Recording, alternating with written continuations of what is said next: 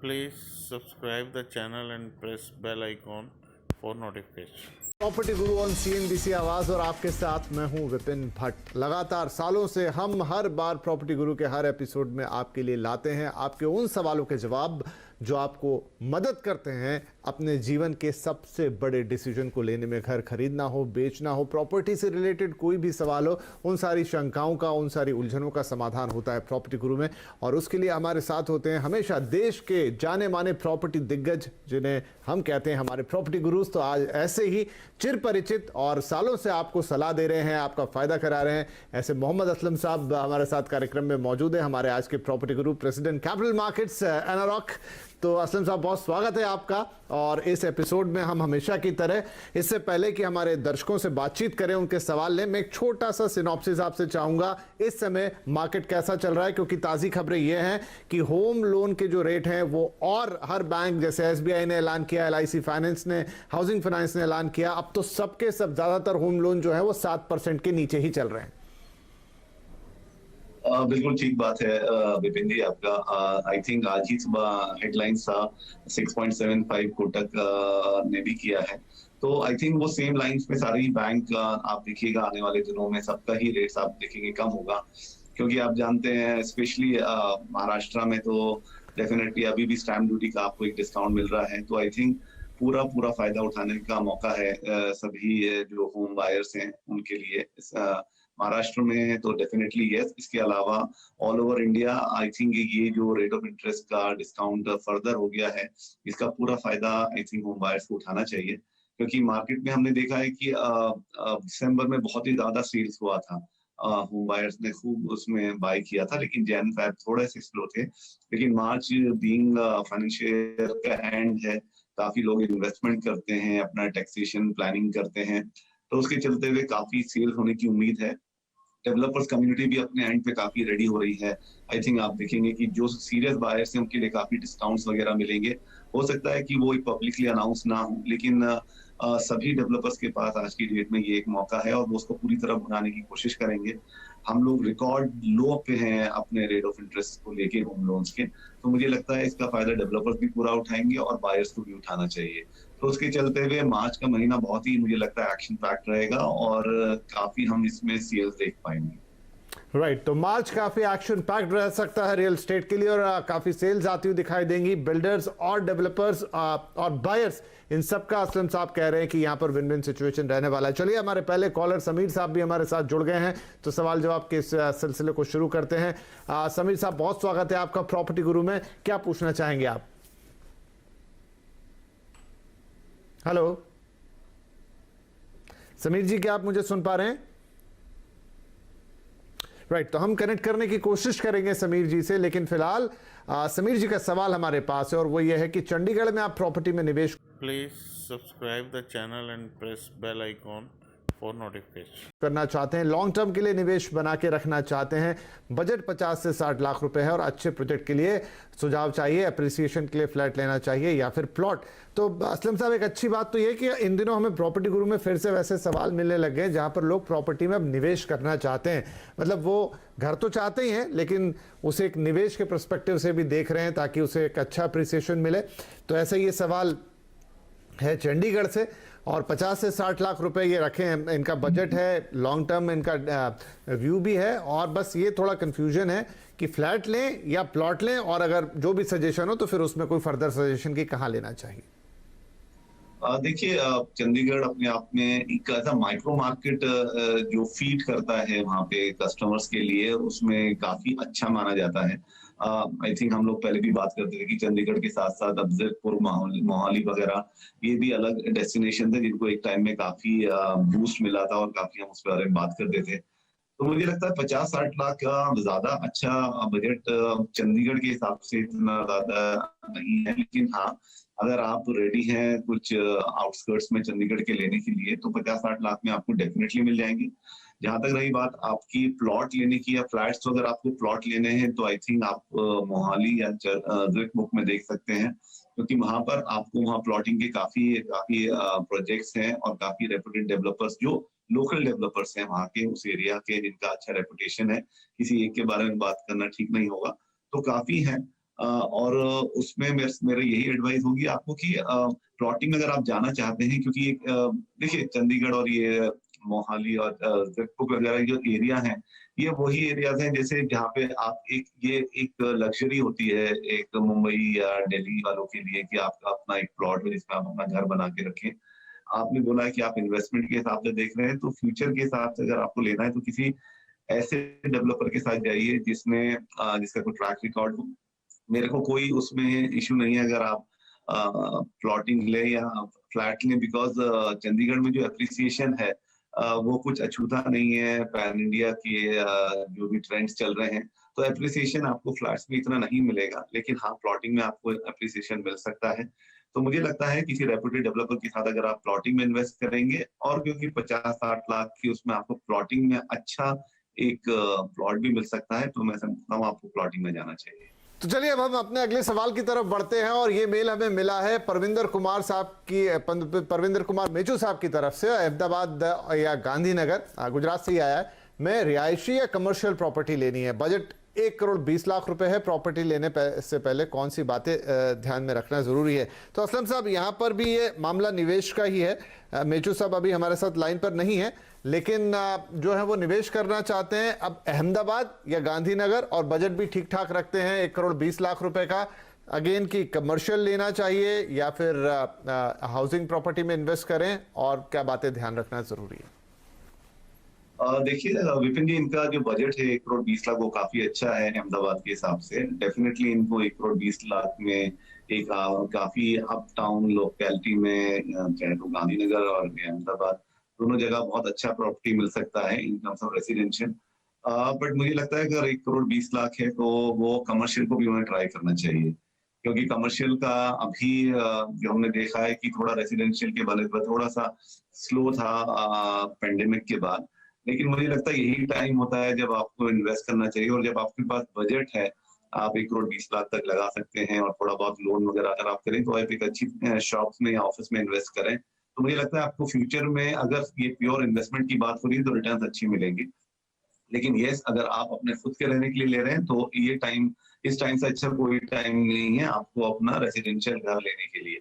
तो मेरी सलाह बिल्कुल साफ है, अगर इन्वेस्टमेंट के हिसाब से ले रहे हैं तो आप कमर्शियल में जाइए, या अगर आप अपने खुद के रहने के लिए तो आपको अपना रेसिडेंशियल लेना चाहिए। रही बात आपका कि आपको प्रॉपर्टी लेने से पहले किन बातों का ध्यान रखना चाहिए, वो हमेशा हम हर शो में बात करते हैं, तो मैं वो रिपीट करता हूँ। डेफिनेटली रेरा आपके लिए एक ऐसा टूल है जिसमें आप बिल्कुल पता कर सकते हैं कि प्रोजेक्ट के बारे में, उसका हिस्ट्री, उसका लैंड स्टेज से लेके, उसका टाइटल से लेके, उसके सारे अप्रूवल का, कब कमेंसमेंट हुआ, कब वो कंप्लीट होगा, और अगर कंप्लीट हो गया है क्या क्या उसके स्पेसिफिकेशन है, सब आपको रेरा में मिल जाता है, क्योंकि वो डेवलपर को कंपलसरी है।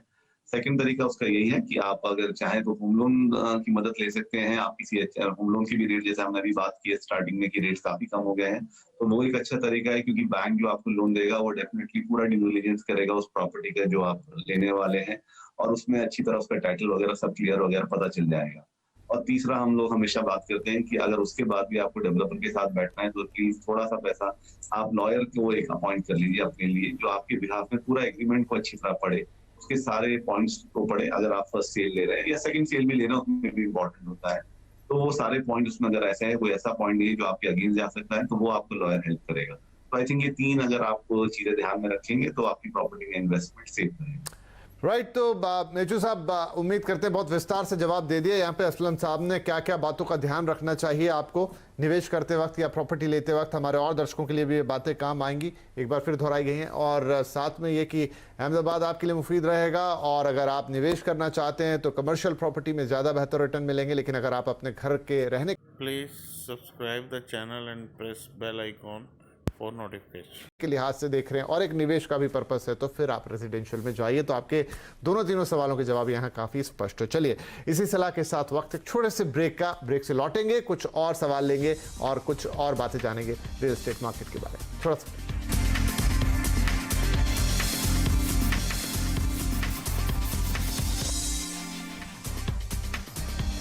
Welcome back. आप देख रहे हैं प्रॉपर्टी गुरु और हम कर रहे हैं आपके सवालों के जवाब और साथ में थोड़ी सी चर्चा रियल एस्टेट मार्केट के बारे में। मोहम्मद असलम साहब हमारे साथ बने, हमारे आज के प्रॉपर्टी गुरु। अगला सवाल जो है वो मेल पर है सिद्धार्थ साहब का। 2010 में गाजियाबाद में 22 लाख में आपने प्रॉपर्टी खरीदी है, फिलहाल 11,000 का रेंटल इनकम आप ले रहे हैं इससे, तो क्या इसे 30 लाख में बेचना सही होगा या इसमें बने रहना फायदेमंद रहेगा? तो अच्छा सवाल है सिद्धार्थ साहब का। गाजियाबाद में सर इन्होंने 2010 में प्रॉपर्टी ली थी, आज 10 साल बाद कुछ 8 लाख रुपए ऊपर है, 30 लाख में बेच सकते हैं और 11,000 का रेंटल भी ये कमाते हैं। अब क्या इस समय इसे बेचना चाहिए 8 लाख का फायदा लेके, या फिर अभी इसमें और बने रहना चाहिए और ये रेंटल की कमाई तो जो हो रही है वो हो ही रही है? पहली बात तो ये सिद्धार्थ साहब का अच्छा इन्वेस्टमेंट रहा। 22 लाख में उनको 30 लाख मिल रहे हैं एनसीआर में, गाजियाबाद एरिया में, जहाँ पे मार्केट एक्चुअली पिछले 5 साल से बिल्कुल ग्रोथ नहीं कर रहा है। तो जो भी अप्रिसिएशन उनका हुआ है तो मुझे लगता है पहले के शुरू के 3-4 साल या 5-6 साल में उनका हुआ है। तो I think that's what I think इससे लोग अगर देख रहे हैं तो वो समझें कि आपका अगर होराइजन लंबा है तो आप डेफिनेटली इंटरेस्ट बनाते हैं, आप अप्रिसिएशन कमाते हैं। सिद्धार्थ साहब को 11,000 मिल रहा है, 22 लाख के इन्वेस्टमेंट में ऑलमोस्ट 5.5% का रिटर्न उनको आ रहा है, जो कि रेसिडेंशियल में कहीं पे भी नहीं है। तो आई थिंक मुझे लगता है दोनों तरीके से सिद्धार्थ साहब फायदे में है। तो मुझे लगता है अगर सिद्धार्थ साहब, क्योंकि रेंटल बहुत अच्छा आ रहा है और अगर आपको कोई जरूरत नहीं लग रही है तो आप कंटिन्यू कीजिए क्योंकि रेंटल अच्छा है। लेकिन हाँ, यहाँ से आपका अप्रिसिएशन होना इतना नहीं होगा जो आप अगर ज्यादा एक्सपेक्ट कर रहे हैं, क्योंकि यहाँ से मार्केट थोड़ा स्टेबल रहेगा। तो अगर प्योरली आप एप्रिसिएशन के हिसाब से देख रहे हैं तो आप इसे बेच दीजिए और एनसीआर में और जो भी कोई आपको एक प्रॉमिसिंग प्रोजेक्ट दिखते हैं किसी अच्छे डेवलपर के, वहां पे आप पैसा लगा लीजिए। अदरवाइज मुझे लगता है कि अगर आपको रिटर्न्स के हिसाब से आप देखें तो इससे अच्छा रिटर्न्स आपको और कहीं नहीं मिलेगा। अगर आप किसी रेडी प्रॉपर्टी में भी खरीदते हैं आज एनसीआर में, तो आपको जो रेंटल इनकम है वो इतनी अच्छी नहीं आएगी ऑन योर इन्वेस्टमेंट जो आपको इस टाइम मिल रही है। तो दोनों चीजों को ध्यान में रख के आप डिसीजन ले लीजिए। अदरवाइज इस टाइम एनसीआर में भी काफी अच्छी प्रॉपर्टीज अवेलेबल हैं क्योंकि इन्वेंट्री काफी है और लोग उसका फायदा भी उठा रहे हैं। तो डिसीजन आपका है, आप अपने जरूरत के हिसाब से इस पे डिसीजन ले सकते हैं।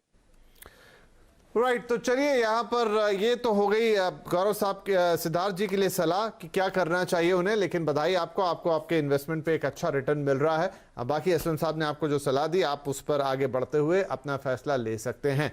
तो ये हो गई सिद्धार्थ के लिए सलाह। और अगला सवाल भी हमारे पास एनसीआर से ही है, ये है गौरव माथुर साहब का, लेकिन ये गाजियाबाद की जगह है फरीदाबाद से, एक डिफरेंट मार्केट पूरी तरह से।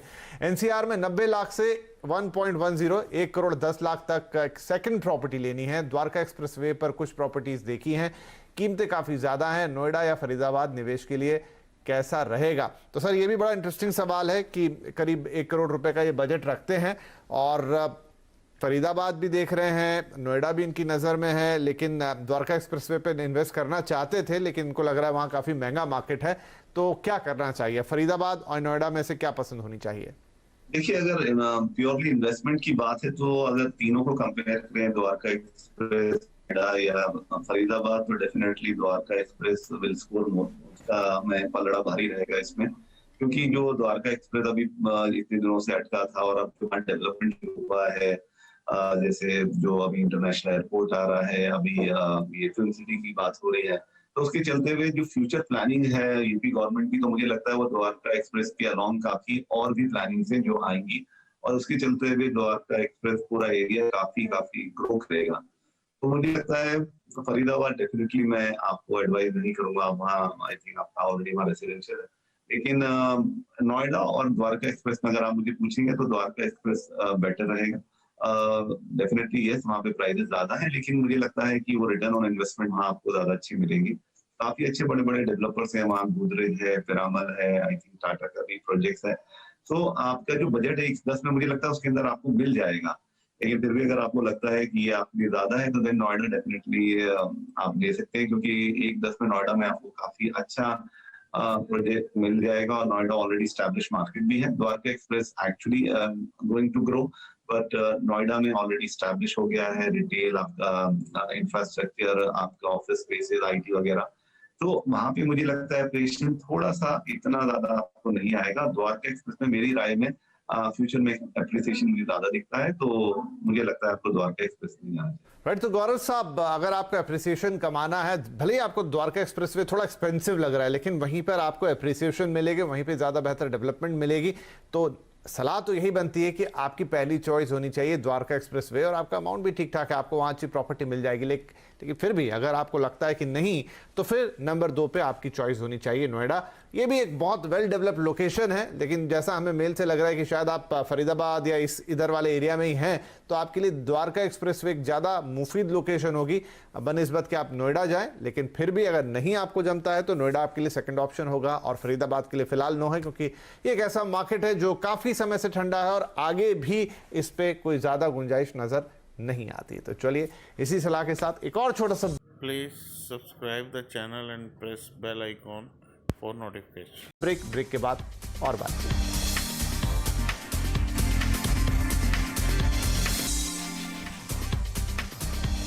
Welcome back. सीएनबीसी आवाज पर आप देख रहे हैं प्रॉपर्टी गुरु, आपके साथ मैं हूं विपिन भट्ट, और आपके सवालों के जवाब देने के लिए हमारे साथ बने हुए हैं हमारे प्रॉपर्टी गुरु मोहम्मद असलम साहब। तो चलिए फटाफट सवाल जवाब के सिलसिले को आगे बढ़ाएं। आज हम सिर्फ मेल्स ही ले पा रहे हैं, तो अविनाश अनुपम की मेल है हमारे पास जमशेदपुर से। 2019 में मामूडी में गोदरेज नेक्टर में 2 BHK लिया था, 54 लाख में अंडर कंस्ट्रक्शन में आपने फ्लैट बुक किया, पोजीशन 2023 में मिलना है, इलाके का आउटलुक और अप्रिसिएशन के लिहाज से निवेश कैसा है। तो ऐसे सवाल भी हमारे पास आते हैं असलम साहब, जब लोग कर लेते हैं ऑलरेडी प्रॉपर्टी में निवेश, लेकिन फिर उनको लगता है कि इसके बारे में थोड़ा और जाना जाए, निवेश तो कर लिया। तो अब अविनाश जी का ये जो निवेश है गोदरेज के इस अंडर कंस्ट्रक्शन प्रॉपर्टी में, ये आपको कैसा लग रहा है और आगे क्या प्रोस्पेक्ट होंगे इसके?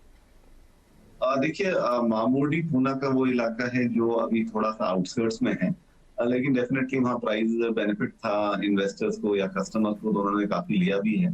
तो सबसे बड़ा प्लस पॉइंट है गोदरेज, आपका जो डेवलपर है वो गोदरेज है, जिनका आपस मतलब पैन इंडिया में टॉप डेवलपर्स में उनका नाम आता है, और उनका जो ट्रैक रिकॉर्ड है, जो क्वालिटी ऑफ कंस्ट्रक्शन है, जो डिलीवरी वो देते हैं, उसके हिसाब से उस तरह से आप रेस्ट एश्योर्ड रहिए कि आपने एक अच्छे डेवलपर के साथ इन्वेस्ट किया है।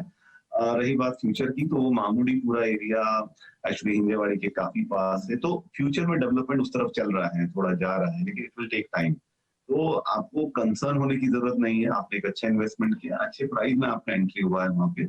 लेकिन ये हाँ, आपका जो होराइजन है, अगर आप इन्वेस्टमेंट पे रिटर्न्स आप एक्सपेक्ट कर रहे हैं, तो आप अगर अपना होराइजन 7 से 10 साल का रखेंगे तो डेफिनेटली आपको काफी अच्छे रिटर्न्स मिलेंगे। क्योंकि जो पुणे का डेवलपमेंट हो रहा है वो अभी ये एक्सप्रेसवे की तरफ आना शुरू हो गया है, तो ये सारा जो इलाका है, ताठावड़े, पुनावले, रावे, मामूडी, ये सब एरियाज अभी ये ऑलरेडी काफी डेवलप है। जो मैंने पहले 3 नाम लिए, अभी ये पुनावले, रावे, ये सब मामूडी, ये सब एरिया और डेवलप होंगे। तो मुझे लगता है फ्यूचर प्रोस्पेक्ट काफी अच्छे हैं। तो अगर आप बने रहें, कोई जल्दी नहीं है, अपना होराइजन अगर आप जो रखें 7 ईयर्स प्लस का, तो डेफिनेटली आपको उसमें अच्छे रिटर्न भी मिलेंगे। चलिए जी, तो गोदरेज नेचर जो कि मामूडी पुणे में है, उसको थम्स अप है, बने रह सकते हैं, अच्छी कंपनी, अच्छा इलाका, डेवलपमेंट हो रहा है, और आगे चलते चलते यहाँ आप देखेंगे कि बेहतर डेवलपमेंट आएगा और चीज़ें बेहतर होंगी, तो आपके निवेश में बने रहिए। एक अच्छा होराइजन आपने पकड़ा हुआ है, उसमें प्लस माइनस थोड़ा बहुत, और आपको अपने निवेश पे अच्छे रिटर्न्स मिल सकते हैं।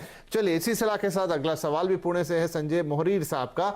55 से 60 लाख के बजट में पुणे में आपको मिल जाए तो 2 BHK, अदरवाइज 1 भी चलेगा, लेना है। फिलहाल बढ़िया रेंटल इनकम देख रहे हैं, 9 से 10 साल में खुद भी रहने जाने का इरादा है। सो इसके लिए सलाह चाहते हैं कि कौन सा इलाका देखें और कहां निवेश करना चाहिए। जी सर, तो थोड़ा इलाका प्रोजेक्ट भी अगर हम बता पाए तो बहुत अच्छी बात है। 55 से 60 लाख का बजट, 2 BHK मिले तो बेहतर, नहीं तो 1 भी चलेगा।